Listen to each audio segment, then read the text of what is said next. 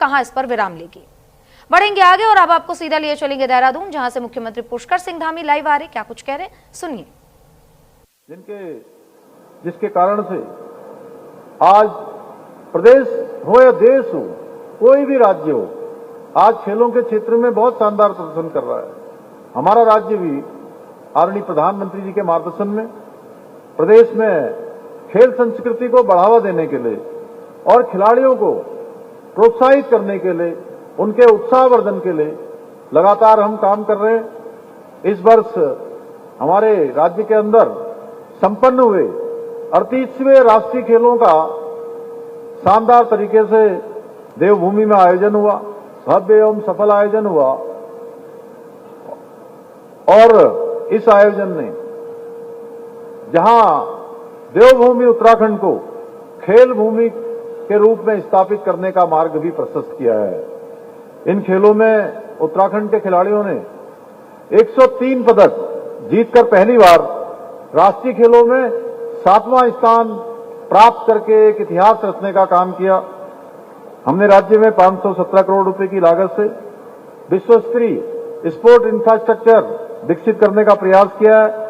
इसी का परिणाम है कि आज उत्तराखंड में केवल राष्ट्रीय नहीं बल्कि अंतर्राष्ट्रीय स्तर की खेल प्रतियोगिताओं के आयोजन के लिए भी आज देवभूमि उत्तराखंड एक महत्वपूर्ण स्थान बन गया है। यही नहीं, हमारी सरकार राज्य में शीघ्र ही स्पोर्ट्स लेगेसी प्लान भी लागू करने जा रही है, जिसके अंतर्गत प्रदेश के 8 प्रमुख शहरों में 23 खेल अकादमियों की स्थापना की जाएगी। इन अकादमियों में प्रत्येक वर्ष 920 विश्व स्तरीय एथलीट, 1000 अन्य खिलाड़ी उच्च स्तरीय प्रशिक्षण प्राप्त करेंगे। इतना ही नहीं, हमारी सरकार उत्तराखंड का पहला खेल विश्वविद्यालय भी हल्द्वानी में खोलने जा रही है। लोहाघाट में महिला स्पोर्ट्स कॉलेज स्थापित करने के अपने संकल्प को साकार करने के लिए भी हम बहुत तेजी से काम कर रहे हैं। भाइयों बहनों, खेलों के समग्र विकास और खिलाड़ियों को प्रोत्साहित करने के उद्देश्य से हमारी सरकार ने राज्य में नई खेल नीति लागू की है, जिसके अंतर्गत राष्ट्रीय और अंतर्राष्ट्रीय स्तर पर पदक विजेता खिलाड़ियों को आउट ऑफ टर्न सरकारी नौकरी प्रदान की जा रही है। इसके साथ ही मुख्यमंत्री खेल विकास निधि, मुख्यमंत्री खिलाड़ी प्रोत्साहन योजना, मुख्यमंत्री उदयमान खिलाड़ी योजना तथा खेल किट योजना जैसे कार्यक्रमों के माध्यम से राज्य के उभरते हुए खिलाड़ियों को प्रोत्साहित करने का काम भी हम कर रहे हैं। यही नहीं, उत्तराखंड खेल रत्न पुरस्कार, हिमालय रत्न पुरस्कार, खेल रत्न पुरस्कार प्रदान कर खिलाड़ियों को उनकी योग्यता को सम्मानित भी कर रहे हैं। इसके अतिरिक्त हमने राजकीय सेवाओं में खिलाड़ियों के लिए 4% खेल कोटे को फिर से लागू किया है, जिससे हमारे खिलाड़ियों के परिश्रम और उत्कृष्टता को उचित सम्मान और अवसर मिल सके। हाल ही में हमने राष्ट्रीय खेल दिवस के अवसर पर राज्य के उत्कृष्ट खिलाड़ियों को 50-50 लाख रुपए की सम्मान राशि से भी पुरस्कृत किया था। आज के इस अवसर पर मैं आप सभी को आश्वस्त करना चाहता हूं कि हमारी सरकार प्रदेश में खेलों को बढ़ावा देने के लिए भविष्य में भी इसी प्रकार कार्य करती रहेगी। मुझे पूरा विश्वास है आप सभी खिलाड़ी अपने अनुशासन से, परिश्रम से, समर्पण से और सकारात्मक सोच से न केवल खेलों में नई ऊंचाइयां हासिल करेंगे बल्कि समाज के समक्ष भी एक आदर्श प्रस्तुत करेंगे और उत्तराखंड को खेलों के क्षेत्र में भी एक आदर्श राज्य के रूप में और एक देश के श्रेष्ठ राज्य के रूप में हमारा जो विकल्प रही संकल्प हर क्षेत्र में है, खेलों के क्षेत्र में भी आप हमारे इस विकल्प रही संकल्प को पूरा करने में इसी प्रकार अपना योगदान देते रहेंगे। आज ये उत्तराखंड बास्केटबॉल एसोसिएशन की तरफ से मुझे एक जो खिलाड़ियों के लिए बास्केटबॉल के क्षेत्र में जो आवश्यकताएं हैं उसके संबंध में ज्ञापन दिया है, जिसमें उदयमान खिलाड़ियों के लिए कोई स्थल नहीं है। मैं यहाँ के जिलाधिकारी को और यहाँ के प्रशासन को कहूंगा कि तत्काल इस यहाँ पर जो कोई स्थल उनके लिए ढूंढा जाए, जिसमें कि वहाँ प्रशिक्षित और प्रशिक्षण देने के लिए अकादमी के लिए कोई भूमि आवंटित करने के लिए जो है इस कार्रवाई को आगे बढ़ाया जाए। इसके अतिरिक्त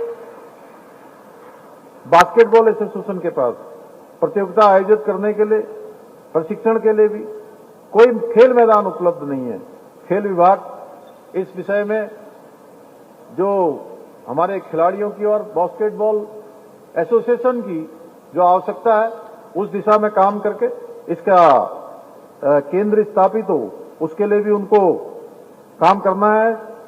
साथ ही बास्केटबॉल उत्तराखंड समय समय पर प्रतियोगिताएं आयोजित करता है। जैसे हम सभी खेलों के लिए यहां पर एक व्यवस्था करते हैं, नियोजन करते हैं, इसका भी नियोजन किया जाए। और आपने लिखा है कुमाऊं स्तर पर भी एक राज्य स्तरीय प्रशिक्षण अकादमी, इसके लिए जहां हमारा खेल विश्वविद्यालय बन रहा है उसके पास ही जो है ऐसा नियोजन वहां पर करे, खेल विभाग के द्वारा अपना प्रस्ताव दिया जाए, जिससे कि उसके साथ साथ में इसकी भी व्यवस्था वहां पर हो जाए। अंत में मैं इसी विश्वास के साथ इस महत्वपूर्ण आयोजन में शामिल होने वाले सभी खिलाड़ियों को, प्रशिक्षकों को, आयोजकों को और खेल प्रेमियों को हृदय से बधाई देता हूं। और हमारे सभी ये नन्हे मुन्ने बच्चे जो देश भर से आए हैं, उनके सबके खेलों समेत उनके सभी प्रकार से उनके उज्जवल भविष्य की कामना करता हूं भगवान बद्री विशाल से, बाबा केदार से, कि उन बच्चों पर अपनी कृपा करें, अपना आशीर्वाद करें, जिससे वो हर क्षेत्र में जीवन की जो बुलंदियां हैं उस बुलंदियों को प्राप्त करें। और सभी का धन्यवाद। मैं अपनी बात समाप्त करता हूं। और साथ ही एक जो है डिक्लेरेशन के लिए इन्होंने कहा है, I hereby declare the 15th sub junior national basketball championship for boys and girls at Dehradun from 4 to 10 October 2025 open.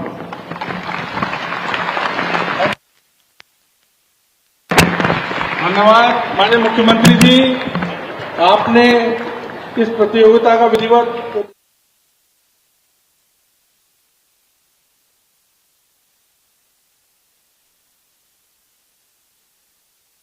देखिए 50वें राष्ट्रीय सब जूनियर बास्केटबॉल के चैंपियनशिप का उद्घाटन करते हुए मुख्यमंत्री पुष्कर सिंह धामी ने कई बड़े ऐलान किए और छोटे छोटे नन्हे खिलाड़ियों के लिए उन्होंने ये ऐलान भी किया है कि बास्केटबॉल के लिए कोई ग्राउंड नहीं है तो खेल विभाग इस पर भी काम करे और जल्द से जल्द ग्राउंड आवंटित की जाए ताकि इन बच्चों को आगे खेल कूद में कोई परेशानी ना हो। तो मुख्यमंत्री लगातार इस बात को लेकर लोगों को भी आश्वस्त करते हैं और खेलो इंडिया के तहत कई कार्यक्रमों का आयोजन भी सरकार के द्वारा किया जाता है। बढ़ेंगे अब अगली खबर की ओर। देखिए ऑस्ट्रेलिया दौरे के लिए वनडे टीम का ऐलान कर दिया गया है। अब तक वेस्ट इंडीज के खिलाफ